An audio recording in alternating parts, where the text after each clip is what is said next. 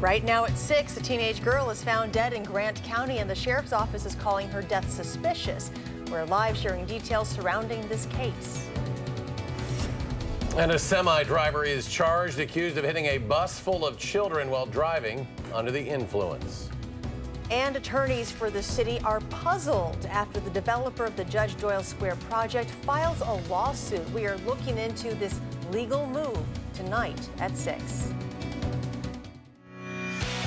This is News 3 at 6.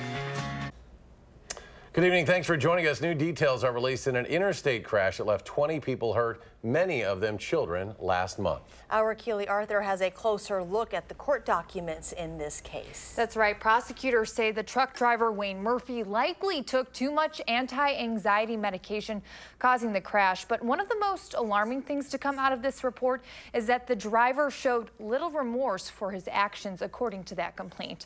You remember a bus load of kids was hit by his semi-truck on May 23rd. The Hope Christian School Semper kids were on their way from Milwaukee to the Dells when their bus pulled over on I-39 due to engine issues. At around 10:15 a.m., the bus was hit from behind by Murphy's truck, causing several issues, some serious. Murphy told investigators he had not been drinking, but admitted to using anti-anxiety medication and generally seemed unconcerned with the crash, according to the complaint. He is now facing 10 charges, including 5 counts of intoxicated use of a vehicle and 5 counts of second-degree reckless injury. Now, investigators also found half-empty and empty bottles of Xanax on the floor of the truck. One bottle, filled on May 14th, had 51 of the 120 pills, meaning Murphy took 69 pills in the 8 days leading up to this crash. All right, a story we'll keep a close eye on. Keely Arthur reporting tonight. Keely, thank you. Also, a developing story this afternoon out of Iowa County. Deputies there are investigating a teenage girl's death. Officials are calling the girl's death suspicious. News 3's Amanda Reed has been covering this story for us all afternoon, and she joins us live right now from where the girl was found. Amy? We're still searching for answers out here in Mineral Point, but here's what we do know. The sheriff's office sent us in a release today, but they said the death happened May 31st. That's last Thursday. It was a 13-year-old girl. Right now, we don't know how she died. The sheriff's office said there are no indications that sex trafficking or a threat to the public exist. As far as the house itself, it's listed as a pending sale online, but people are living there. Now, they didn't want to, that might be the family, but they didn't want to talk right now. As you can understand, they've had quite a difficult week. Even if this is not a relative, very tough week for them. The sheriff's office said they're working diligently to try and get the facts of the case, but they said that could take a while. We'll keep looking into this and see what we can find. Amy Reed reporting tonight. Amy, thank you. And we have continuing coverage tonight of federal investigations into Unity Point Health Meriter Hospital. A hospital spokesperson says federal officials visited the facility once again yesterday to follow up on violations issued after a May 10th visit. Those include not installing battery-powered lights in a procedure room and failing to have a remote stop for a generator, which, according to the report, can lead to severe injury or death for patients on life support. This is the Centers for Medicare and Medicaid Services' third investigation into Meriter this year. An initial investigation was prompted by reports of patient abuse inside the hospital's NICU. A spokesperson with Meriter tells News 3 they have resolved all of the violations and are waiting on official approval. Turning to weather now, saw some rain this morning. Is more coming tonight? Here's meteorologist Dave Caulfield. Dave? Well, Eric, we do have a slight chance of showers and thunderstorms this evening and tonight, but much of that activity is limited to central Iowa right now. Watch on CloudTrack. You can see those storms exploding during the afternoon and really starting to weaken a little bit this evening, but there is that chance of some stormy weather as we head into later tonight. The severe thunderstorm watch to our south and west until 10 tonight. Doppler track is quiet over Wisconsin at the present time. Downtown Madison and the Edgewater Skycam looking pretty nice this evening. 75 degrees right now, which is about normal for this time of year. Calm winds, dew point at 56 degrees, so a touch on the humid side this evening. Temperatures in some other spots, 73 in Watertown, 79 in Boscobel and in Monroe, 78 in Lone Rock and in the Dells at 73. Dew points, as I mentioned, a little bit on the humid side. Platteville, a little bit more humid. We're starting to see dew points in the 60s. Wind speeds out of the south and southwest this evening at about 5 to 10 miles per hour. So for this evening, partly cloudy with a chance of a shower or storm. Temperatures will be falling through the 70s into the mid-60s by later tonight. When I come back in just a few minutes, we will talk more about this unsettled weather and warmer temperatures on the way in your first alert forecast. Dave, thank you. A possible pot referendum could be coming to Rock County. A county board supervisor wants a question about legalizing marijuana to go on the November ballot. Our Rock County reporter Jenna Middaugh live in our bureau at the Janesville Gazette to explain this proposal. Jenna? Hi, Eric. Well, this would just be an advisory referendum, basically gauging people's interest in legalizing marijuana statewide. If public supports something and they can provide the support for it, then it's amazing what we can accomplish. While running the Janesville Community Facebook page, there's one thing Rock County Board Supervisor Yuri Rashkin says he has noticed lots of people supporting. Every time I put anything to do with cannabis or marijuana legalization on the page, I see that there's maybe 10% of people who are opposed to it. The other 90%? They almost seem confused that this hasn't taken place in Wisconsin yet. So Rashkin wants to start the conversation about legalizing marijuana in Wisconsin, starting in Rock County. He hopes to have a question added to the November ballot. I think our state legislators are much more likely to listen to constituents if we vote through a referendum. State lawmakers so far have not supported legalizing marijuana. Rock County is represented by both Republicans and Democrats who have generally split on the issue.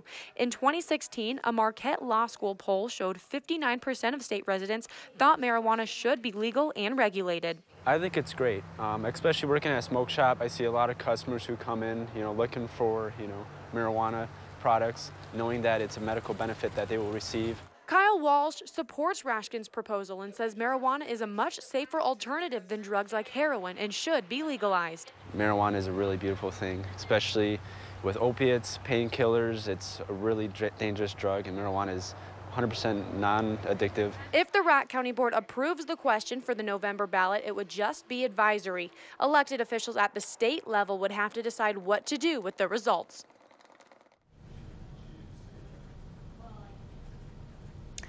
A similar referendum will appear on the ballot in Milwaukee County this fall, and Rashkin is scheduled to present the question to the Rock County Board on June 14th. Reporting live from the Rock County Bureau, I'm Jenna Middaugh. Wisconsin is not going to receive all the money it requested from the federal government to help pay for an interstate expansion project related to the Foxconn project. Wisconsin leaders asked for $246 million, but is only being awarded $160 million. The state was counting on the full grant to pay for about half the interstate project. Governor Walker says the work will still be completed by 2021 despite the shortfall. And so $160 million that didn't come out of solely out of the state taxpayers but came from the federal government certainly is a boost for us. The state plans to make up the difference by tapping transportation revenue bond cash balances. The Wisconsin Broadcasters Association is reconsidering its decision to limit participation in a live statewide debate for the Democratic gubernatorial candidates. Yesterday, the WBA said it would only allow 4 of the 10 candidates to appear at its July 27th debate. Those invited would only be the 4 highest rated in the most recent Marquette University Law School poll. That approach was criticized by the head of the poll, the state Democratic Party, U.S. Representative Mark Beaucamp, and several of the candidates.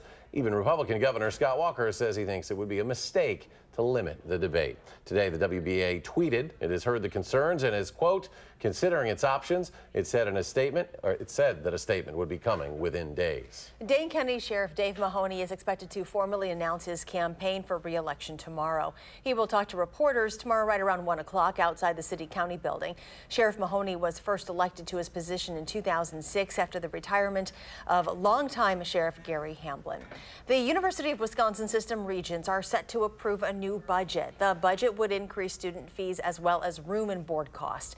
The spending plan calls for raising student fees at 4-year schools a little over $30, and room and board would increase around $120.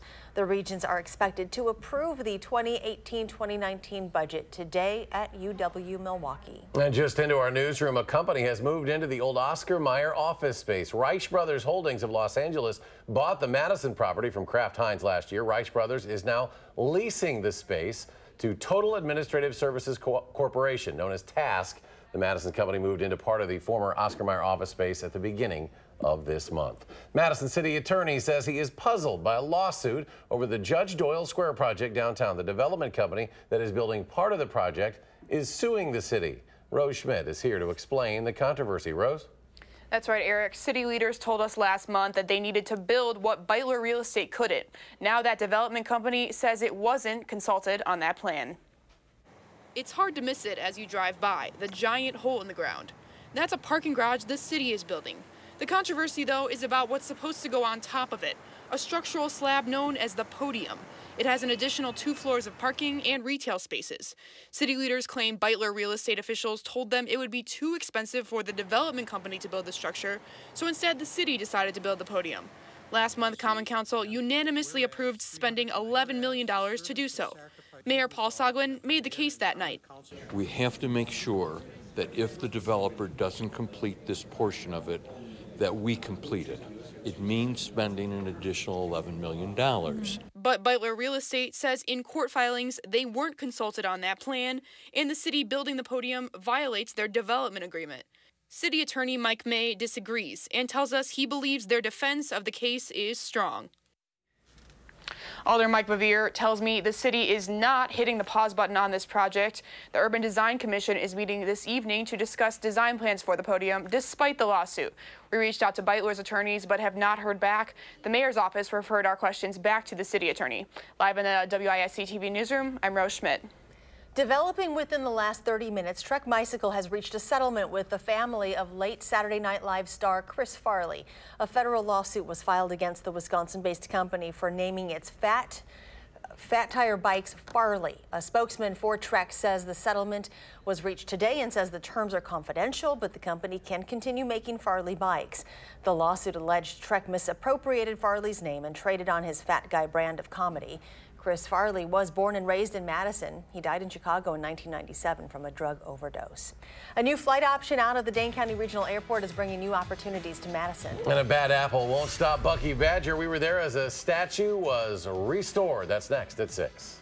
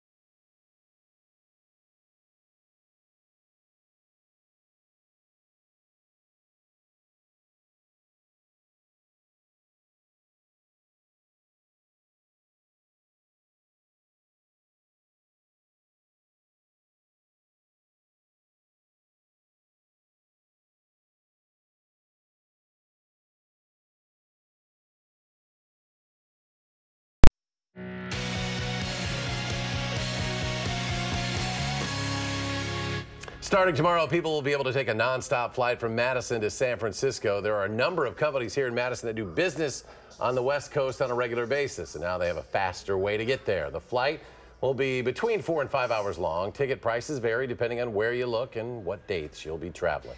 Less than a month after he was dumped face down in the waters of Lake Mendota, the sunburst Bucky statue is back on his feet. Technically, he's Bucky number 60, part of the public art project Bucky on Parade. The terrace-themed statue was vandalized on May 10th. He first underwent fiberglass structural repairs before the original artist, Jenny Hayden of Milwaukee, came back to spend 8 additional hours repainting him in a warehouse at Madison College. First, they had to fish him out of the drink.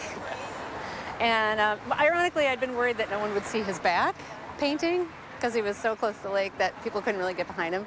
And then, but everyone saw the back when he was found face down, was the lead in that story.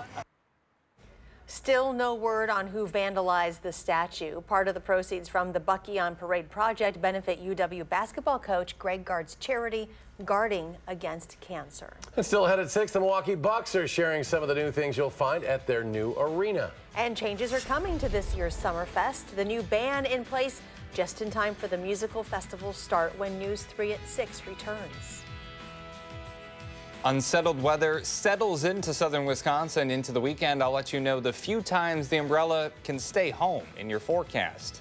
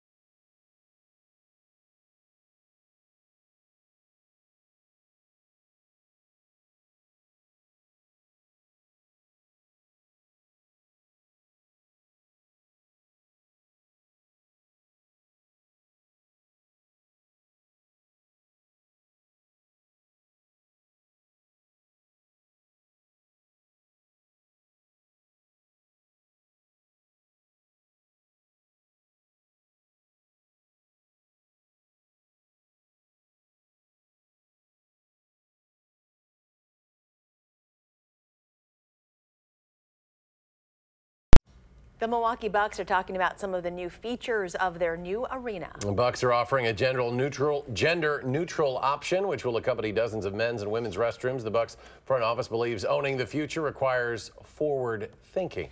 You will need to pack lighter if you are planning on going to Summerfest this month. There's a new ban on large bags at the music festival as part of an updated security policy. Bags can't be larger than 9 by 10 by 12 inches, and no backpacks will be allowed into Meyer Festival Park. Summerfest starts June 27th. All right, let's get to Dave Caulfield for the very latest on our forecast. Dave, go ahead. Well, we have summer coming up in 2 weeks, basically, and it really hasn't felt terribly hot for a very long time. I think temperatures will be a little bit warmer over the next couple of days, but we are watching the rainy days really pile up over the past month and change. And as we've started June, we've had 4 days where at least a trace of rain was reported at the airport. this morning with those showers and thunderstorms, at least at the Dane County Regional Airport, we got about a quarter of an inch of rain. Other 12-hour precipitation estimates where those thunderstorms really kind of parked over us for a while, about an inch to maybe even an inch and a half of rain possible from just those lines of thunderstorms. So we've been kind of saving for a rainy day for about a month now. May 2018, about 55% of the days had at least a little bit of rain associated with it. June so far, we've had 2/3 out of those days have some rain associated with them. And even though we had more rain in May in total, we have had more rainy days so far in June. Obviously, it's only 6 days old, but the difference is in May 2018, the heavy rain really parked over the airport and a lot of rain fell in a short amount of time in some spots. We'll see if June is a little bit more like May or not. Right now, we're looking at a quiet Doppler track. We did have some showers come through earlier on in the afternoon. Severe thunderstorm warnings and watches as we head into Iowa. I think that weather will stay well to our south and west as we head into later tonight. Now, current conditions, 75 degrees in Madison, the WISC-TV Skycam, 70s and maybe some 80s still surviving across southern Wisconsin. Dew points a little bit on the humid side, but not too bad. More humid weather does come back for the back half of the work week. High temperature trend will be close to 80 degrees, so a little bit above normal for this time of year, but not by much. For tonight, becoming partly cloudy with a shower and thunderstorm possible. Patchy fog also possible by morning. For tomorrow, partly sunny and mild with a shower and thunderstorm possible, but that's a slight chance, folks, and we'll see that on future track, where we can see that temperatures will start off near 60 tomorrow with that slight chance of showers and storms, but better storm chances come back Thursday night into Friday, especially right in time for that commute on Friday. It does look like by the middle of this month that will actually be a little bit cooler and rainy. So if you're not a fan of the warm weather, maybe some changes on the way as we head into the middle of this month. Your 7-day forecast showing temperatures around 80 degrees over the next week. Some warmer weather could be on the way into the middle of this month and with plenty of rain chances throughout. The Brewers get off to a good start, but then fall short in Cleveland. The story's coming up in sports.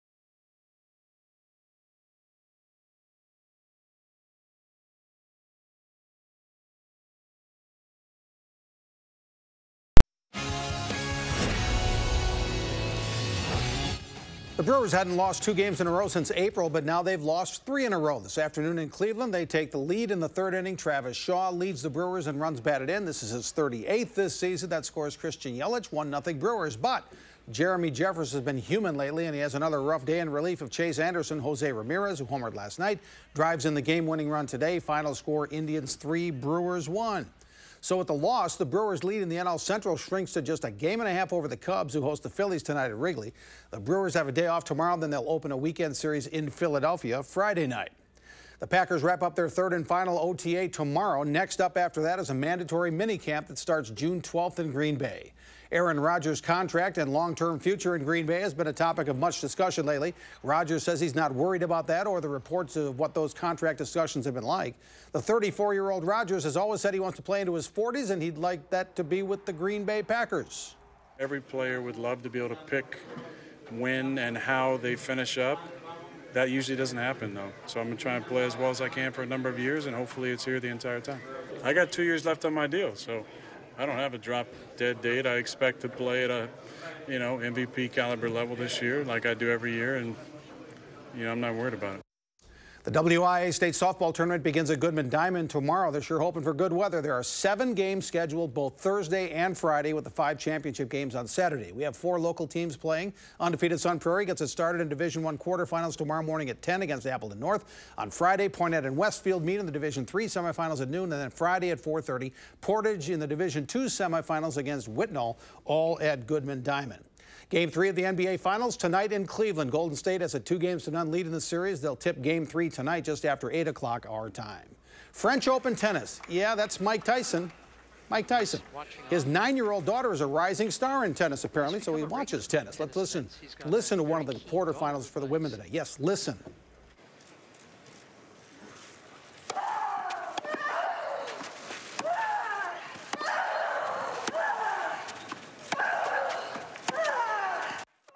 Yeah, Maria Sharapova and Garbine Muguruza are 2 of the best grunters in the game. Muguruza, the defending French Open champion, beat Sharapova 6-2, 6-1. Both are resting their voices tonight. And at last night's Braves-Padres baseball game in San Diego, foul pop up into the stands. A young lady named Gabby DeMarco makes a great catch right in her cup of beer. So what do you do when you catch a foul ball at a baseball game in your beer cup? You drink it. You chug it, and your friend and everybody else around you records the whole thing on their cell phones. By the way, a 20-ounce domestic draft beer costs $8.25 at Petco Park. I'd drink that. Yeah. Really? See, the ball lands in, doesn't splash much because it just... That's impressive. Yeah, that was. It's all gone. It's all gone. All the rain is gone right now, at least. But we could have some showers and thunderstorms tonight and into tomorrow and Friday as well, with temperatures close to 80 tomorrow. Dave, thanks. Thanks for joining us at 6. Have a great evening. We'll see you back here at 10.